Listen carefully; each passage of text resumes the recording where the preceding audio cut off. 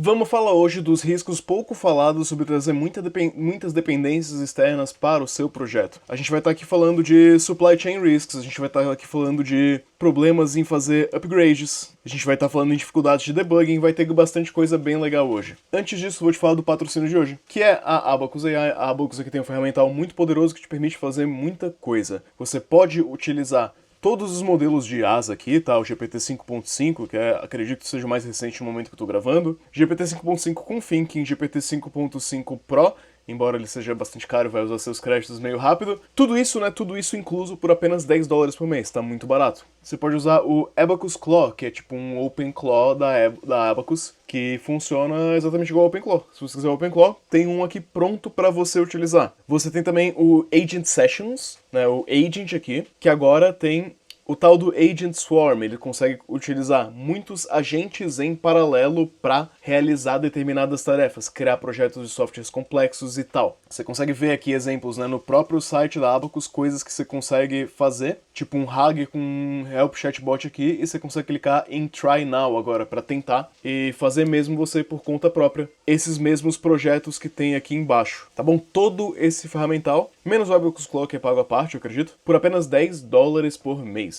Tá, o link para tudo isso daqui vai estar na descrição, é realmente muito barato e vale muito a pena. Você consegue utilizar qualquer um desses modelos para gerar aplicativos, criar tarefas, criar imagens, criar vídeo, criar fala, enfim, é muita coisa aqui, tá? Tudo isso incluso por $10 por mês. Eu nem falei da CLI que eles têm, que é tipo Cloud Code, nem falei da IDE que você vai poder usar, que é tipo Cursor. Então, um ferramental muito poderoso por $10 por mês, vale muito a pena. Então, vamos começar aqui falando do primeiro tipo de dependência, né? O npm install thing, que npm instala alguma coisa que eu quero que resolva algum problema meu. Isso é legal. Você usar o npm, você depender de libs externas pode ser algo muito positivo, porque você vai pegar algo que já foi testado, possivelmente que é open source, que resolve o seu problema de maneira boa e ótima, ao invés de você codar algo que pode ser pior, menos performático, mais bugado, mais problemático, e você tem que fazer toda a manutenção em todos os testes. Então, claro, existem muitos pontos positivos de trazer uma dependência externa, como você já deve saber,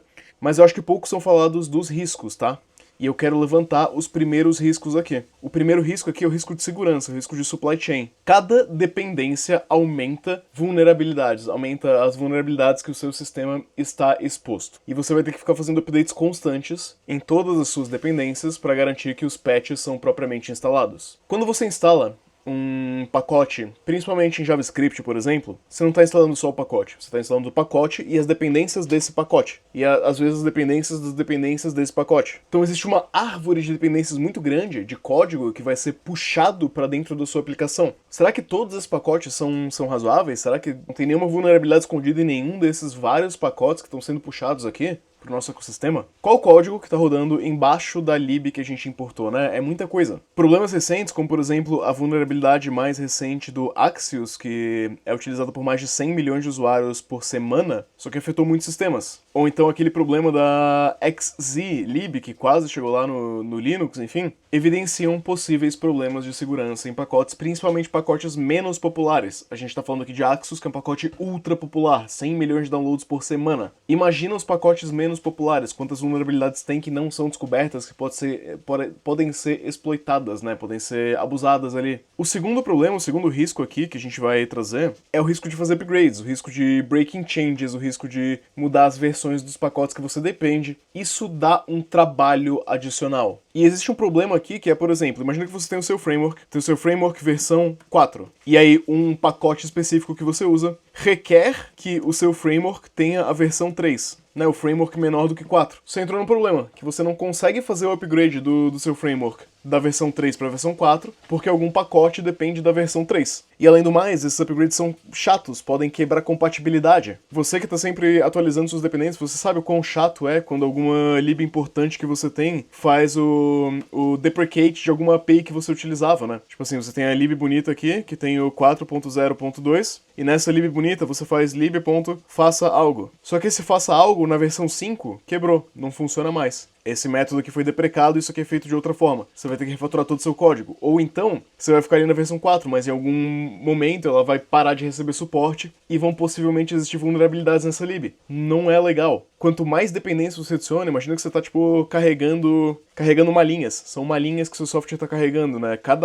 Uma única mala é tranquilo, o problema é quando você vai adicionando muita coisa, começa a ficar muito pesado. O próximo problema são as builds aqui, as builds começam a ficar mais caras e mais complexas. E assim, se você tem poucas dependências, talvez você nunca esbarre num problema desse. Mas se você vai agregando muitas dependências, você tem que pensar o seguinte. Esse é um problema maior no JavaScript, tá? Que é o ambiente que eu tô acostumado. Infelizmente a gente convive com JavaScript, essa é a vida da web. Você tem que viver com JavaScript. E as dependências entre pacotes, né? Aquilo que a gente tava discutindo de uma dependência que puxa outras dependências. Cara, você tem que imaginar que, tipo assim, imagina que você tem aqui, ó, pacote base. Pacote base, e você tem aqui lib A e a lib B. A lib A pode querer que o seu pacote base seja da versão 3, e a lib B pode querer que o seu pacote base seja da versão 4. E você mesmo pode querer ter instalado esse pacote base na versão 5, de repente, na sua aplicação. Então isso começa a ficar muito caótico. Para buildar isso, para transformar isso numa imagem do Docker, por exemplo, isso vai tomar mais tempo, isso vai diminuir a velocidade do seu CI/CD. Isso pode,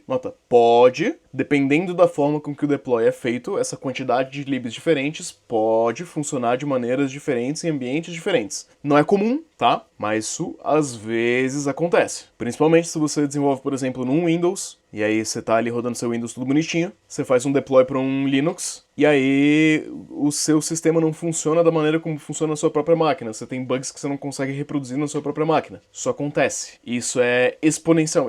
Não é exponencial, né? Enfim, aditivo. De maneira aditiva, isso acontece cada vez mais quanto mais dependências você tem. Então as builds são mais complicadas, sua build demora mais para subir, para instalar tudo. Que nos leva pro próximo ponto que a gente tá meio que falando aqui, que é o debugging. Quando o seu código quebra, é fácil. Quando o código da API funciona da lib funciona de uma maneira que você não espera, o negócio começa a ficar mais chatinho, começa a ficar mais complicado, começa a ficar menos compreensível, tá? O stack trace vira tipo um labirinto, assim. E isso pode reduzir um pouco o quanto de controle você tem em cima do comportamento da sua própria aplicação. Tipo, você tem algo no pacote que você queira mudar, ou que tem algum bug que você percebeu, ou que tem algum comportamento que você precisa de uma leve alteração nele, cara, boa sorte. Isso também, né, o fato da build ficar mais pesada faz com que, e aqui não é importante para todos os tipos de aplicação, é importante só para alguns tipos de aplicação, mas o seu bundle size pode ficar muito maior com mais dependências. O que vai significar que o seu aplicativo vai ser mais lento para acessar. De repente seu site vai ficar mais lento para acessar, né? Tem que fazer aquela bundle toda de JavaScript para entregar. De repente ele vai performar pior, de repente ele vai ser mais lento. Então existem muitos trade-offs aqui que a gente precisa considerar. E esse vídeo é sobre isso. Qual que é a regra de ouro aqui, tá? Pra mim, pessoalmente, eu raramente vou instalar uma lib para resolver um único problema, para usar uma única função, tá? Essa função eu vou geralmente escrever por conta própria. Eu vou instalar ela se é um tema recorrente que eu preciso consertar na minha aplicação, se é algo recorrente que precisa ser feito ou se é algo muito complexo, né? Eu não vou codar o React do zero. Eu vou instalar o React. Mas eu nunca vou usar o npm isEven para ver se um negócio é par ou ímpar. Eu não gosto de libs para validar CPF, por exemplo. Cara, validação de CPF é algo que, por exemplo, eu prefiro copiar e colar uma função de alguma lib open source de repente, do que importar a lib. Eu prefiro copiar o exato código e trazer pro meu repositório do que instalar uma lib nova. Eu acho que é mais fácil, eu acho que dá menos problema, eu acho que me deixa menos vulnerável, eu acho que as minhas builds vão ser mais rápidas. Então, dependendo do tipo de coisa que você está fazendo, quero que você pense nesse trade-off. Agora, vou codar um gerador de PDF na mão? É óbvio que não vou, faz o menor sentido. Enfim, pensa nisso com carinho. Pensou com carinho? Vou passar para te lembrar que todos os cursos do canal estão com um link aqui na descrição, tá? A gente tem cursos sobre estrutura de dados, algoritmos e LeetCode, temos cursos também para te ajudar a se vender melhor como dev, como ter um currículo melhor, um LinkedIn melhor, encontrar vagas melhores. Tem um monte de coisa legal, workshop de LeetCode, workshop de System Design, vamos estar lançando, acho que logo depois desse vídeo sair, um curso completo de System Design que vai estar, ó, muito top. Abraço.